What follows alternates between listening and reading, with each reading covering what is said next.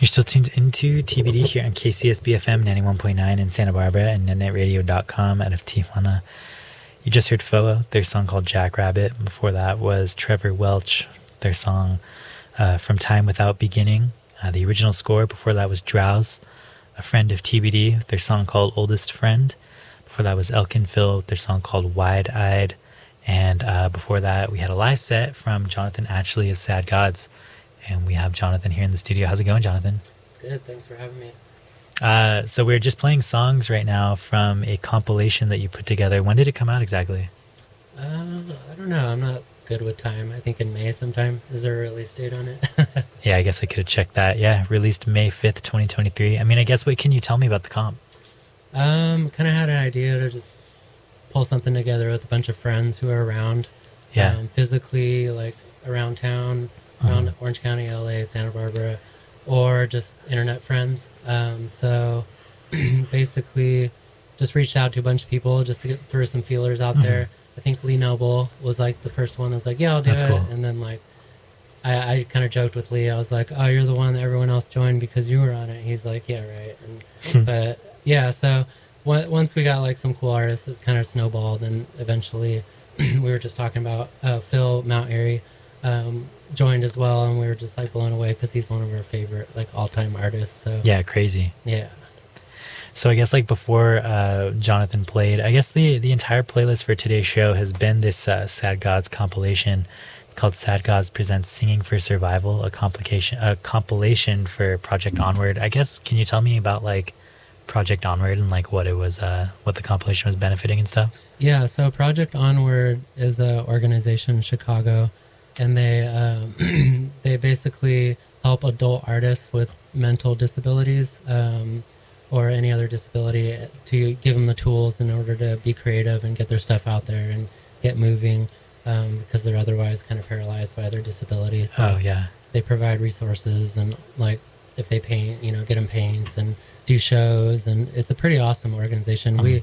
We kind of voted picked 5 organizations and just kind of all voted on them, and they were the winners. So that's cool. Yeah, that's awesome. Yeah, there's like some honestly really amazing artists on here. This is like super cool. Roy Montgomery, it's insane. Yeah, that's so cool. He's amazing. Yeah. I have to give a shout out to Alicia Murs, Birds of Passage, and Luma Morte. She helped get like Scott Cortez and Roy Montgomery and some of her friends, you know, from past days and stuff, and she was really awesome and like instrumental, like pulling the comp together and kind of reaching out to people, as well as Mike James, the Exit Bags, who's incredible. He's got a new album coming out, I think September 1st. Nice. Another friend of TBD. We had him on the show back when his last album came out. Nice. Yeah, he's incredible. He's super nice. He's really funny, and he helped a lot with like kind of, oh, do you have PR, and you know, sending stuff, and we messaged a lot, and so yeah, him and Alicia were awesome. They helped a ton. That's cool, dude.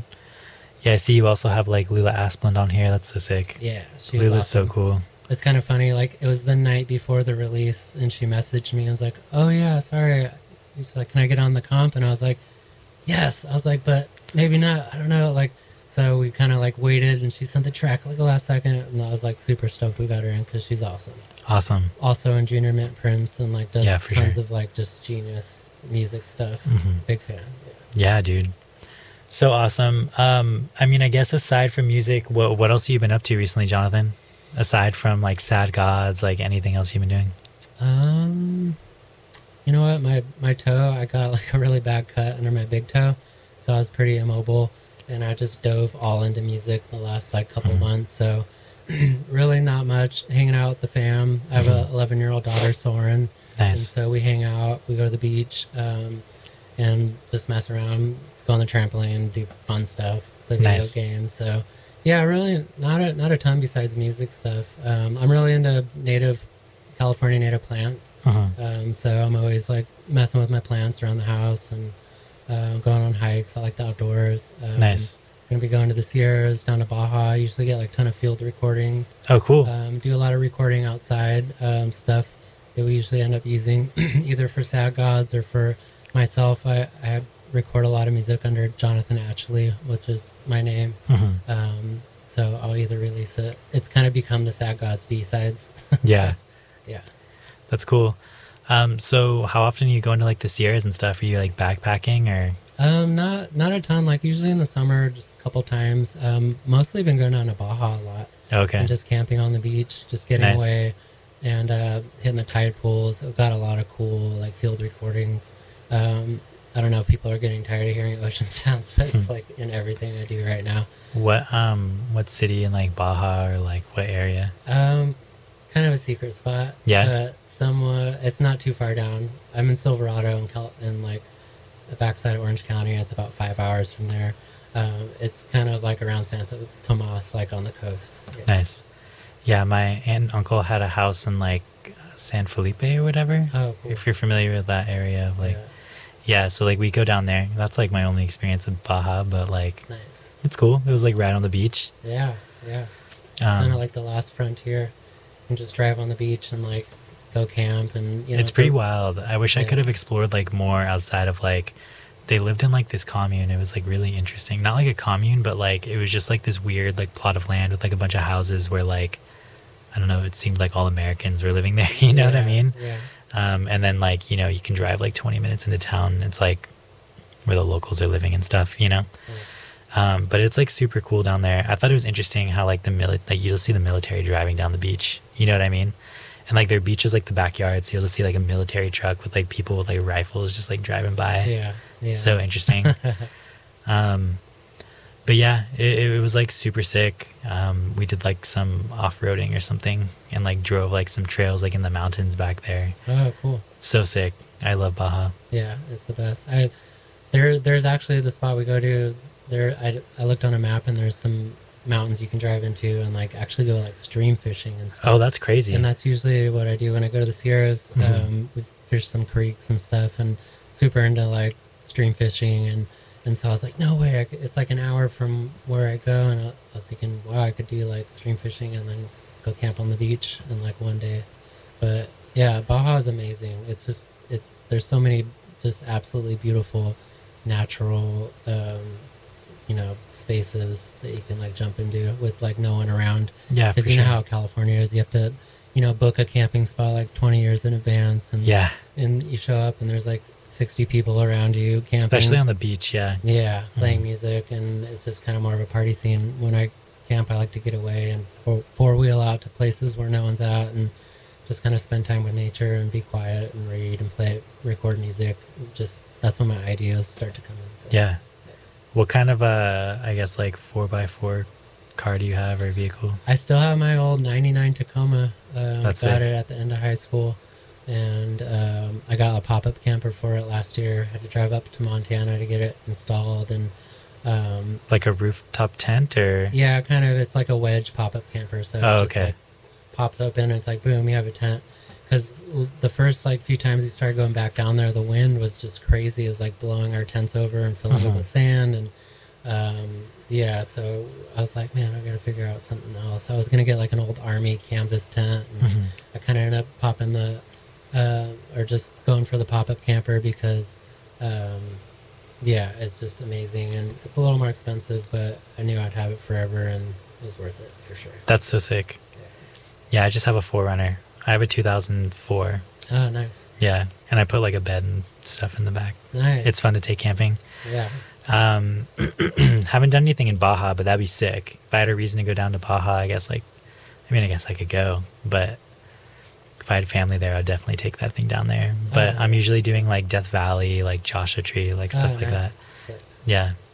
So that's awesome, dude. I'll have to keep an eye out for your field recordings. I mean, I guess I hear them all the time in your music, right? yeah. There's actually an album or single released not too long ago. I can't even remember. But it was it's like a 30-minute single, and it's I did a bunch of mono recordings and layered them in the stereo field like from different distances from me. And that's sick. The album's called Held, and the idea was to do an ambient kind of sparse guitar, like nylon string, just like some little notes popping in here or there with like the sound of the ocean in the background.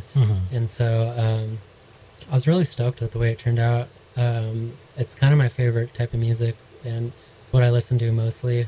It's just kind of long, slowly evolving stuff, and it's just like really pretty sounds, and yeah, everyone check that out.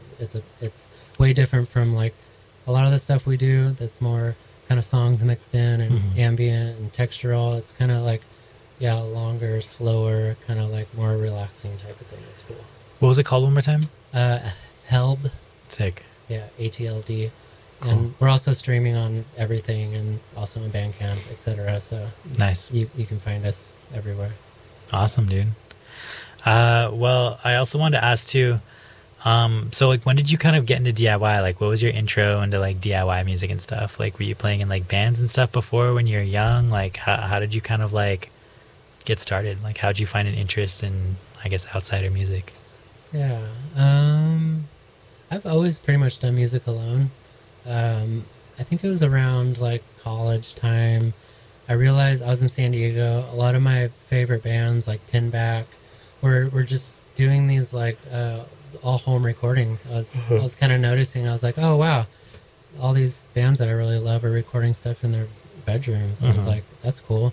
So I kind of went to the shows. I talked to like Rob Crow or just different people. And I was like, what microphones do you have? What like software do you have? What mix? I just like got everything they had and just like basically my friends laughed at me. They called me John back because I was just like, I love Pinback so much. And I just kind of figured it out.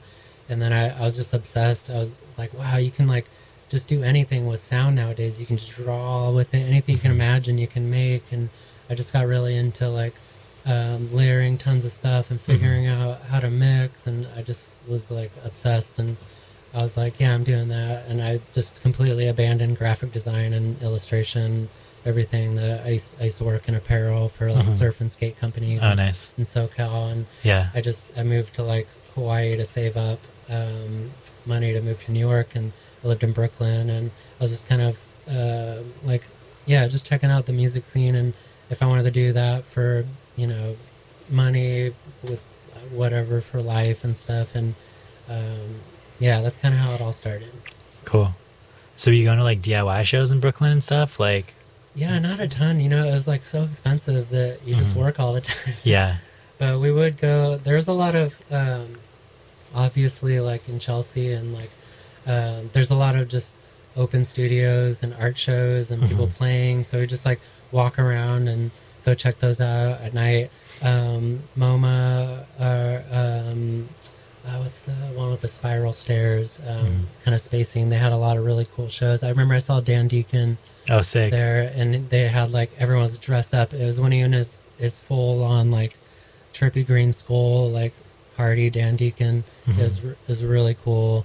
Like Animal Collective and Sufjan Stevens wasn't like an Oscar contender or whatever, like at that point, and doing shows. Saw Daniel Johnston, who's like one of my favorite like all time like top 5 under the Brooklyn Bridge. That was like a very special show. When was this? Like what years was this happening? I'm bad at time. I don't know. I think like not 2000 teens yet. Maybe like I don't know, like 2009, maybe 2010 or something. That's wild. I could be off by like 5 years. Yeah. But David Bazan I saw. A bunch of like incredible shows. That's the cool thing about New York, or if you're in like Chicago or like LA, it's like, well, maybe not LA, but everyone stops by. I heard LA people are saying it's hard to like come down to LA sometimes because it's such a long drive from like the Northwest, and it's almost like the gas money, and sometimes it doesn't work out. So, but anyways, a lot of cool shows. That's so sick. So I guess like when did you come to LA? Was that recent? No, I mean I'm in Orange County, so Orange County. Sorry, I'm not far. I'm from Orange County, so it's funny. I moved to New York or like Portland and all these different places, but I never moved to LA, which is just like right above me. Yeah. I always would like look north and just see a blanket of smog, and I was like, I don't want to go there. Yeah, I don't know if I want that. Yeah, but then I go to New York, so it doesn't really make sense. I kind of wanted to get away and go do something far away, so I guess that was the impetus. But when were you in Portland? Or if you don't know the year, like how long were you there? What were you up to? I know the year because my daughter is 11, so we were there like when Liz was pregnant, so I feel like it was like 11 or 12 years ago, and then maybe like the 4 or 5 years before that, I was kind of back and forth because I work seasonally, so I work during like the holidays, and then so I can skip the rainy season up there, and then I'd shoot up for like spring, summer, and part of fall, Sick. which is like the awesome time. So Yeah. that was cool. And Portland was my favorite like music city to live in for sure. That's awesome. Yeah, Portland has a crazy scene. Like ambient church and just like, yeah, just all kinds of, every genre you can think of, like Portland is like sick for. Yeah, it was awesome. The artist area back in the day. And also just like, unlike here, everyone has a basement up there. And so Yeah. tons of like kids were just throwing shows every night and people were doing stuff. Not like trying to make it or be, I don't know, be big, great things, Yeah. but they just loved music and everyone was just making stuff because that's what they love to do. And it was like, it was pretty like cool that way. That's awesome. And the abandoned building shows we used to throw. Oh yeah, can you like talk about that a little bit? Yeah, we used to just find abandoned buildings or spaces and set up shows, and sometimes would have to contend with some of the homeless population, or sometimes they would join in, and That's sick. then the cops sometimes would show up and we have to run away. Everyone's like running away at night with all their instruments, and it was fun though. No one got in trouble ever, so Yeah, yeah. It was that's sick. It was harmless. That sounds like a ton of fun. So I guess like when did you eventually go on to start like Sad Gods? Like when did you start this project? So I think it was like 5 years or 4 years ago or something. Mm-hmm. For a while, I mean, the music I do under my own name for a very long time, like a decade, was just like under Jonathan Atchley, was just playing guitar and singing. Mm-hmm. I kind of got over like layering all the sounds and trying to play live with the laptop and all that, and so I just kind of got more into songwriting and just started did that for a long time, and then moved back here to Orange County from Portland, and I was kind of inside a lot. Started like kind of layering more sounds and doing more production, and I was listening to a lot of like ambient and more and more listening to like Grouper and a lot of Liz Harris's projects, and just a lot of the music I was liking was different than what I've always done, and so I kind of like, I always used to do stuff in post-production, like add plugins. I started in Logic and I would add like effects, and I kind of changed it up and just got some pedals and started messing around with like live setups, and just kind of fell in love with like that style of music and doing like ambient or like shoegazy or just different types of more effectsy type music. And so at that point I came into contact with my buddy James Hapke. He was in Chicago at the time, super talented, awesome dude, really into sound, and like does a lot of stuff with print and ceramics, and very creative. And we kind of like, he's from Newport and we knew each other as kids, and I kind of like found him again, and we're like, oh no way, like you're doing music, like what are you doing, and what bands are you listening to? And he's like, oh, you know, Mount Airy and this and that, and I'm like, no way, I don't know that many people that love these bands too. And we were just like connecting on music, so I was like, we should start doing some stuff. So we'd like email back and forth some ideas, and we just kind of like started Sad Gods at that point. And he's just kind of been on the never-ending saga of like moving and trying to find work, and just kind of, he was on the Pacific Crest Trail for 6 months, hiking and doing some field recordings and doing some awesome stuff with his wife Mary. And so we've kind of been back and forth. We haven't quite had time to like play in person together and develop things. It's kind of been more like an email thing, and whenever he has time. But I've kind of been doing a lot of it just because I'm the one with more time right now, and like I have a job and I'm a little more settled. So we're very much looking forward to next year. Now that he's here in California, when he has like more time to dedicate to it, super excited about doing shows and getting loud, and it's probably going to change our sound, and that's cool. Like developing some different things we're excited about. Yeah, that sounds really exciting. I can't wait until I can hear the next era of Sad Gods. Yeah, and then also people have been collaborating. Alex Kent from Sprain, who also has incredible album coming out soon. Who's going to be here doing an interview? And Mate Tulipan, who has a project called Carla Underwater. It's only on Bandcamp, I think. Super incredible guy from Hungary and Budapest, and he plays sax and does tons of different stuff. And they both collaborated on it. That same day that we came up to Rock and Roll Pizza when I met you, that was the same day we recorded it all, and they were on track 2 on Creature Donkey, which was our last release. Yeah, do you want to talk about, I guess, just that last record real quick? Sure. So it just came out a week ago or something, right? Yeah, I think so, like a couple weeks maybe. And so it's called Creature Donkey, and basically our first album we put out at Sad Gods was called Suburban Mask, and it turned into a trilogy. James like makes fun of me because I have like the 60-year plan. I'm like, we're doing this, this, and this, and this.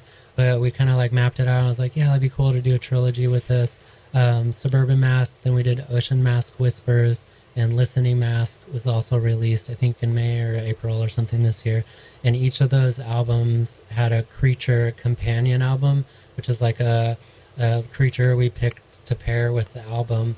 So Suburban Mask, we had Coyote, and then Ocean Mask Whispers, we did Whale, and then Listening Mask, we did Donkey. So that was the last release, was Creature Donkey.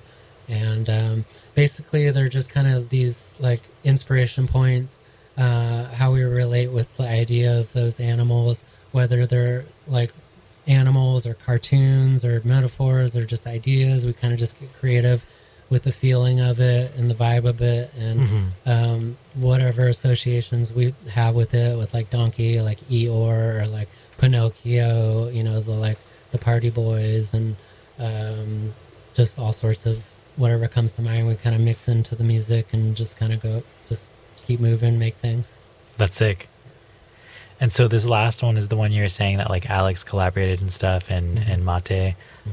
Who else did you have collaborate on there? Just them for that album. Okay, cool. Kyle Bates of Drowse was gonna do some stuff, but he was on tour. It was kind of hard, and I think he's heading to Europe, and then his tour got canceled. And, but he was excited to do some stuff. It didn't work out, and I work like really fast, so a lot of people, like, oh yeah, we're gonna have an album released in like 300 years, and here's all the singles leading up to it. It's like, I'm going to do an album, and it's out in like a month. Yeah. And, like, we don't have a record label or anything, so we just like do whatever we want, put whatever we want out. And so, Kyle's excited. He'll probably do some stuff on the next one. And since he was actually, Mike James of the Exit Bags kind of referred me to his music, and I kind of listened to it before a tiny bit, but I was listening more, and I ended up meeting him and Daniel Talton, who's actually on the compilation too. Incredible singer-songwriter. I saw that, that's based in LA. Also a friend of like Alex and Kyle and all them. And I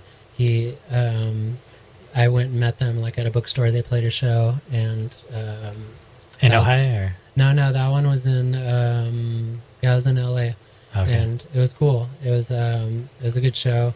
Daniel played like a harmonium. They did like drone, and Kyle was playing like a buchla, like synth, and they were doing this drone stuff that was incredible, like so rich and like deep. It sounded awesome. But anyways, that's when I met Kyle, and so I started just going to shows, and I ended up meeting Alex, and just started meeting like LA people, because Orange County, like a lot of my friends grew up and they just stopped doing music and art or moved away, and so I was having a hard time just like playing shows and meeting people. And so I just kind of just jumped up to LA and like instantly met like a ton of incredible artists. And LA is pretty rich for the type of music that we're into, I feel like. You know definitely. What I mean? Yeah, for sure. But it's easy to meet just like a ton of people that are interested in the same thing if you start going to shows and whatnot, Yeah, totally. And it's been awesome. Like finally, like I've just met a bunch of people and bands and stuff, like Sam and the Dividers, and I play bass with Dividers for a show, and his roommate Drew is incredible, like does a lot of cool stuff with banjo and effects, and the list can just keep going. There's a lot of good people. A fun note about Dividers, one of my good friends, his name is Lawrence, He used to be from Santa Barbara, but he was like one of the like Sam's best friends, you know what I mean? And like, you know, started Dividers with Sam. Oh, But I had met him going to shows out here in Santa Barbara. I believe now he's up in like Seattle or something like that. But yeah, I was just hanging out with Sam on Friday. We played a show. Yeah. At Oracle Tavern where we got banned. Yeah, you guys got banned from, right? You're too loud. Yeah, and so he mentioned, that's funny, he mentioned Lawrence, and because I was like, oh, I'm going to do this thing on Sunday with Thomas at KCSB, and he's like, oh, cool, like, yeah, and he mentioned Lawrence. Yeah, Lawrence is sick.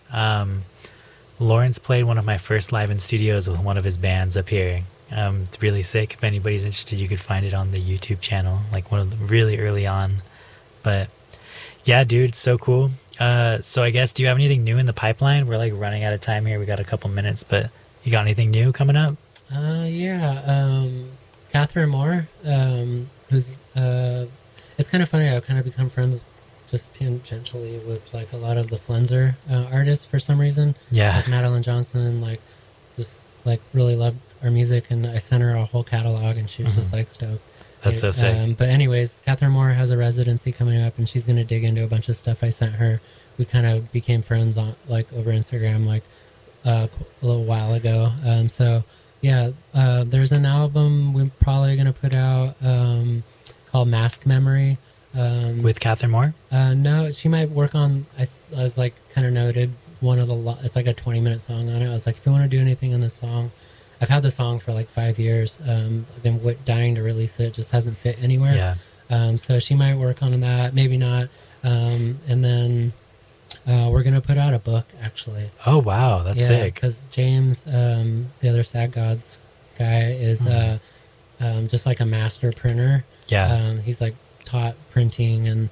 And so I don't know how involved we're going to get with the printing side of it. Hopefully, like, super involved, and it'll be really cool physically, but we're going to kind of just do like a scrap of like inspirational stuff, poetry, lyrics, and just anything Sad Gods. And it's going to be messy, and just kind of, that's just our style. We just do stuff loose, fast, messy, and but use the book to kind of frame like special moments. Might get a friend, JP Darling, who's like an incredible poet, to do like the foreword, and we're kind of just still working out ideas for it. But that's awesome. Excited for that, because we're both visual artists as well. I do like a ton of visual art and drawing and animation. And when do you think that's going to come out? Not sure. Hopefully the new year.